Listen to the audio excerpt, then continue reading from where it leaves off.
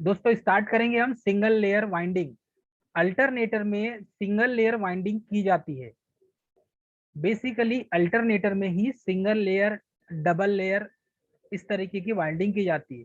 तो ये जो वाइंडिंग है ये अल्टरनेटर के लिए की जाती है, अल्टरनेटर के लिए की जाती है।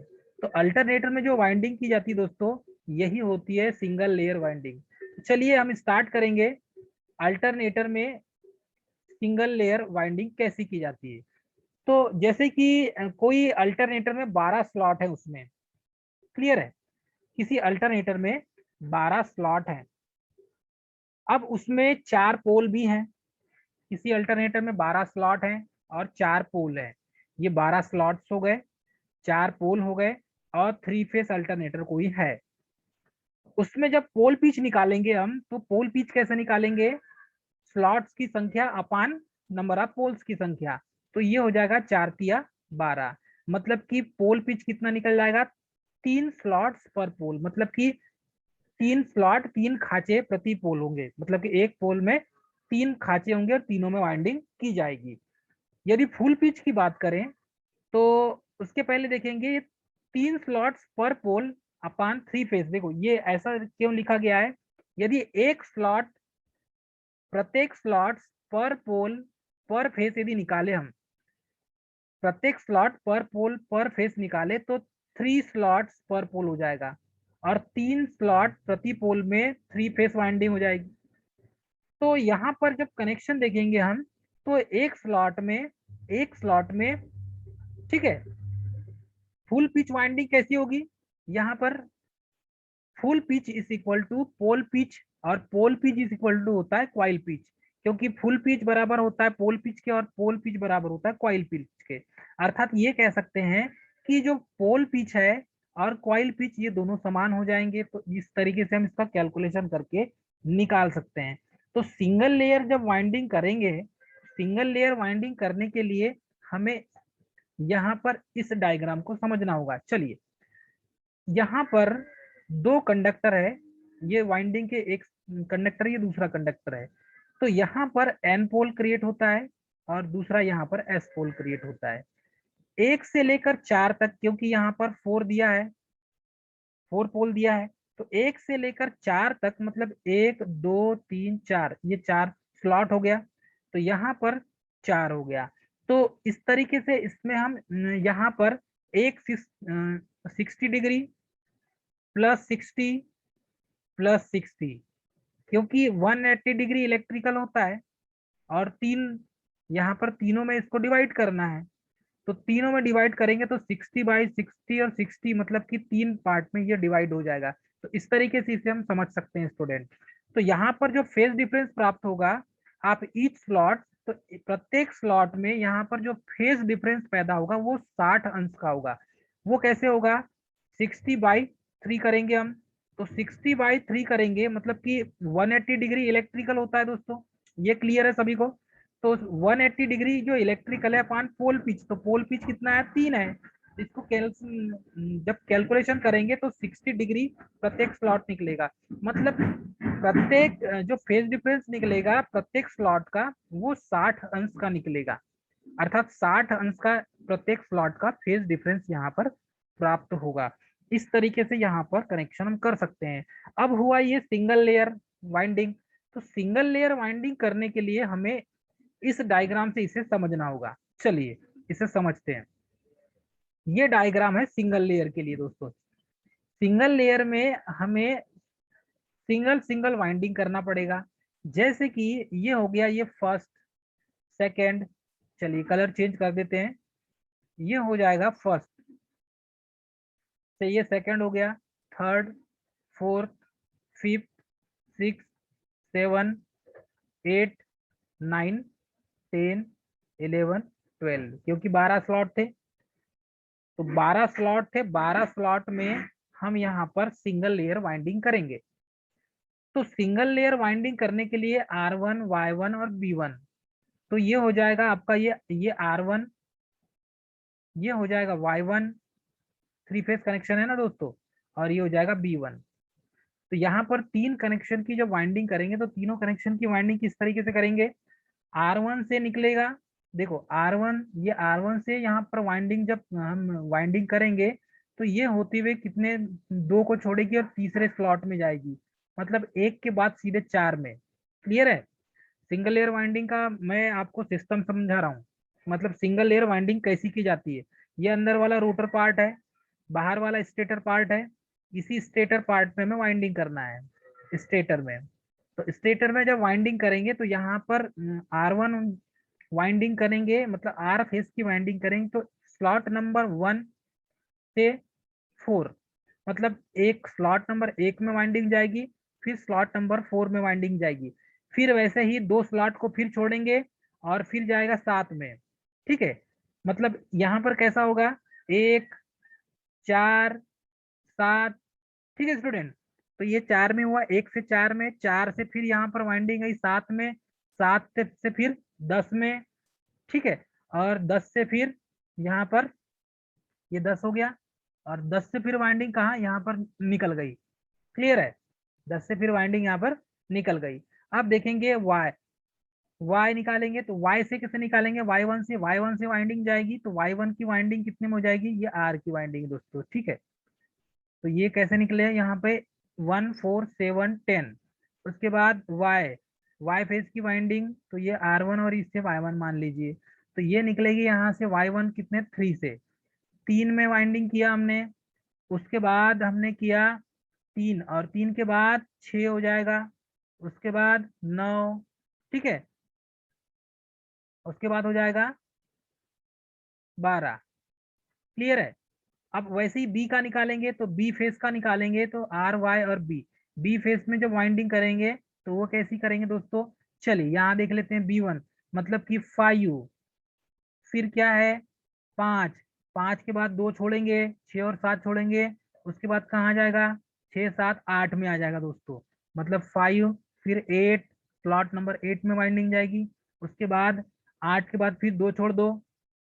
ठीक है, तो ये 11वें नंबर पे इस तरीके से वाइंडिंग की जाएगी। और इनका जो अंतिम सिरा जो निकलेगा, जैसे कि बी का अंतिम सिरा निकलेगा तो वो B2 हो जाएगा दोस्तों। अंतिम सिरा क्या हो जाएगा, B2।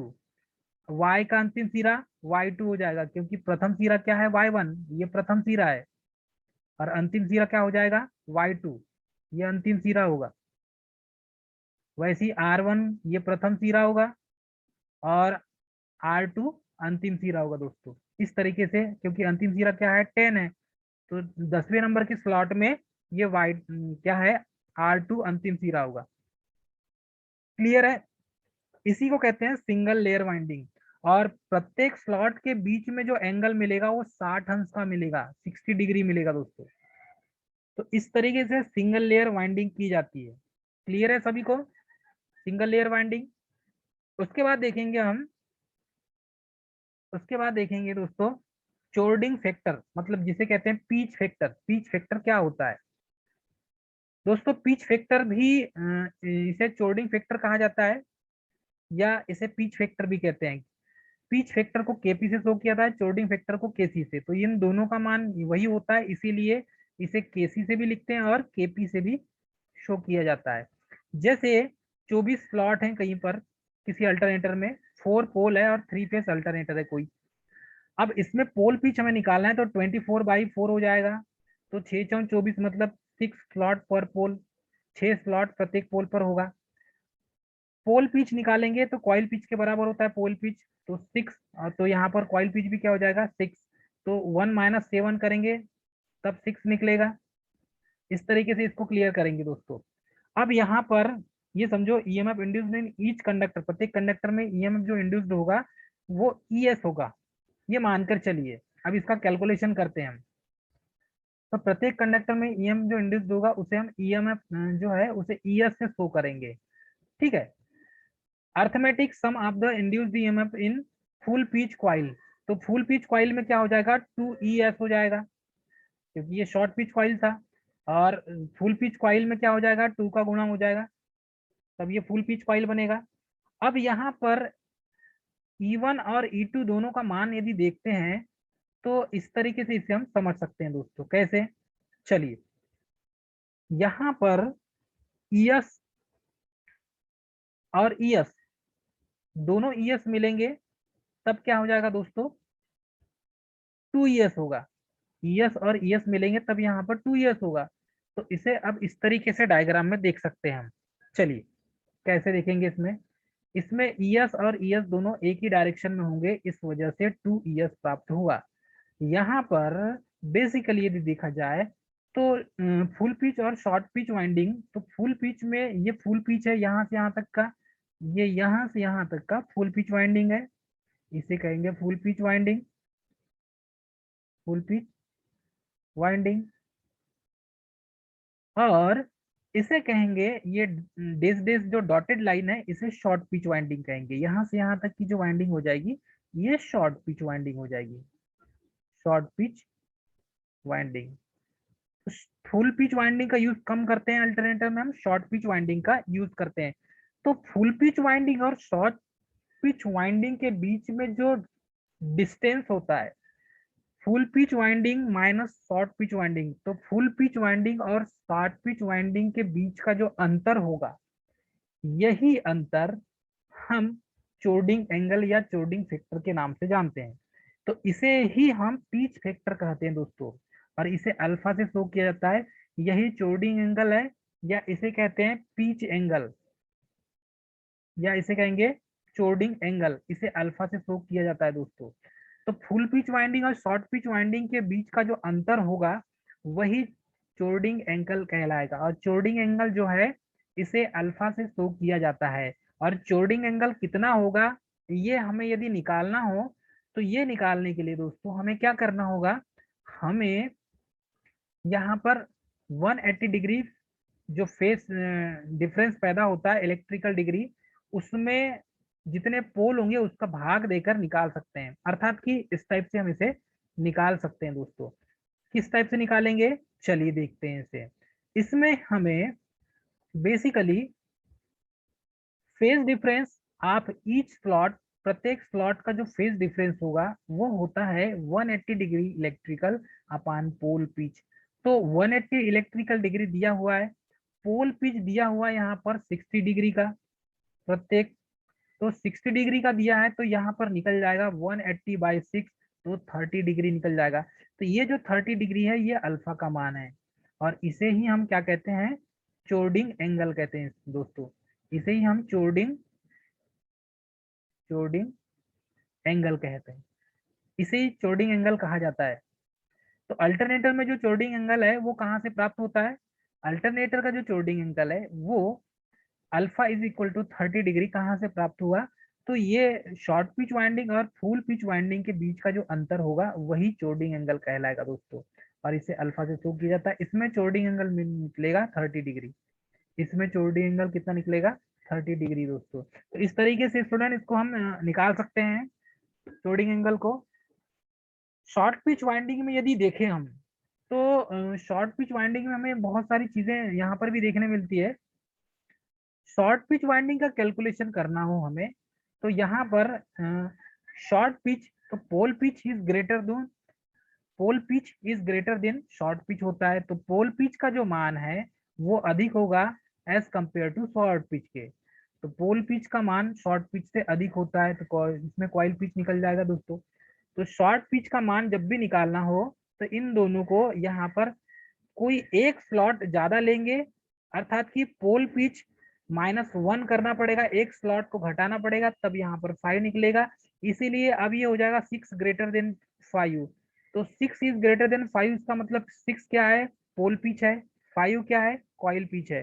तो हम ये कह सकते हैं कि पोल पिच बड़ा है कॉइल पिच से, या पोल पिच ज्यादा होगा कॉइल पिच से, इसीलिए कॉइल पिच का मान 5 है और पोल पिच का मान 6 है। तो इस तरीके से कैलकुलेशन इसका करके हम निकाल सकते हैं। यदि इसका वेक्टर हम देखें, मतलब कि फेजर डायग्राम में, इसका वेक्टर डायग्राम में यदि हम देखें दोस्तों, तो इसे इस तरीके से हम समझ सकते हैं। वेक्टर डायग्राम में vector sum of the induced EMF in short pitch coil, तो ये जो है इसमें ER से इसे शो किया जाता है वेक्टर सम। और इसमें हम देखें तो ये जो ER है, मतलब कि R फेस में इंड्यूस्ड वोल्टेज वो 2ES cos α/2 होगा, क्योंकि ये इसके एंगल पर डिपेंड करेगा, अल्फा के एंगल पर डिपेंड करेगा दोस्तों। और ये जो अल्फा का एंगल है ये हो जाएगा α/2, इसलिए होगा क्योंकि ये 30 डिग्री यहाँ पर शो हो रहा है, तो इस फार्मूले से हम इसे निकाल सकते हैं। अब यहाँ पर यदि ये इस फार्मूले को हम थोड़ा सा डिस्क्राइब करें, तो फार्मूले को जब डिस्क्राइब करेंगे दोस्तों तो इस तरीके से इसे सॉल्व कर सकते हैं। तो इसका मान कैसा निकलेगा ये देख लेते हैं। इसमें फेज डिफरेंस आपको हाफ हाफ देखने मिलेगा, अर्थात कि ER/2 अपान ये हो जाएगा ER/2, तो ये दोनों मिलके हो जाएंगे E। ठीक है, आधा आधा मिलके क्या हो गए, एक हो गए दोस्तों। तो ER/2 है तो यहाँ पर अल्फा एंगल था, तो अल्फा/2 हो जाएगा। यही एंगल क्या हो जाएगा दोस्तों, अल्फा एंगल हो जाएगा, और यही एंगल अल्फा हो जाएगा, क्योंकि 60 डिग्री इसका मान था, निकल रहा था। लेकिन जैसे ही हमने इसका कैलकुलेशन किए तो अल्फा का मान कितना हो गया, 30 डिग्री हो गया। ठीक, 30 डिग्री होगा तो 60 डिग्री को दो पार्ट में डिवाइड करना पड़ेगा। तो इसको कैसा करेंगे, 30 प्लस 30 करेंगे। तो 30 प्लस 30 तो ये हो जाएगा अल्फा/2, अर्थात कि अल्फा का मान यहाँ पर 60 है, 60/2 तो ये हो जाएगा 30। क्लियर है। और यहाँ पर भी अल्फा/2 मतलब 60/2, तो ये हो जाएगा 30 डिग्री। तो यहाँ पर दोनों साइड में हाफ हाफ मान जो निकलेगा ER का, इस साइड एक 30 डिग्री निकलेगा, इस साइड भी 30 डिग्री निकलेगा। तो ये जो अल्फा एंगल होगा इन दोनों के बीच का, यहाँ पर ये 30 डिग्री प्राप्त होगा दोस्तों। तो एक इसे भी अल्फा, ये जो एंगल होगा अल्फा/2 का एंगल होगा, ये भी अल्फा/2 का एंगल होगा। तो ES और ये ES क्या हो जाएगा दोस्तों, 2ES हो गया। तो cos alpha is equal to ER/2 upon ES हो जाएगा, ER/2। ठीक है, तो ER is equal to R, ER is equal to 2ES cos alpha, ये इसका फार्मूला है। और इस फार्मूले को हमें याद रखना पड़ेगा। इसी फार्मूले पर यहाँ पर आप शॉर्ट पिच वाइंडिंग में एंगल का मान आप निकाल सकते हैं। तो बेसिकली जो पिच फैक्टर होता है जिसे चोर्डिंग फैक्टर कहते हैं, उसका फार्मूला क्या होगा। चोर्डिंग फैक्टर का फार्मूला दोस्तों यहाँ पर हम देखें तो चोर्डिंग फैक्टर का फार्मूला आपको इस टाइप से देखने मिलेगा।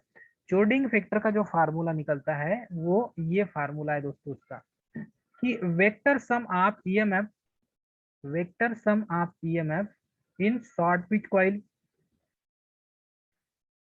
अपान vector sum of EMF in short pitch coil, मतलब कि शॉर्ट पिच कॉइल में जितना ईएमएफ उत्पन्न होगा उसका वेक्टर, मतलब कि उसका योग, upon arithmetic sum of EMF in full pitch coil.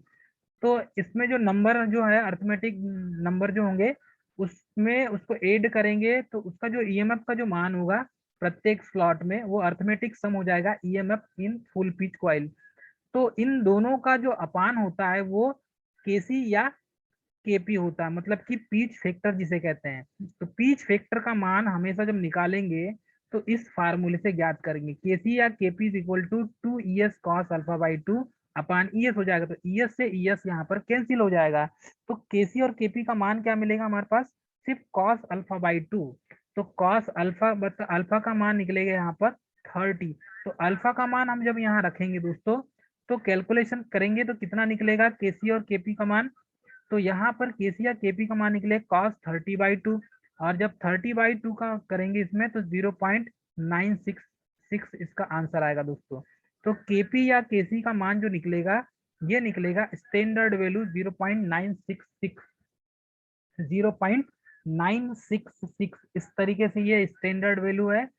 मतलब कि पीच फैक्टर का मान अल्टरनेटर में पीच फैक्टर का मान कितना निकलता है, अल्टरनेटर में पीच फैक्टर का मान, पीच फैक्टर का मान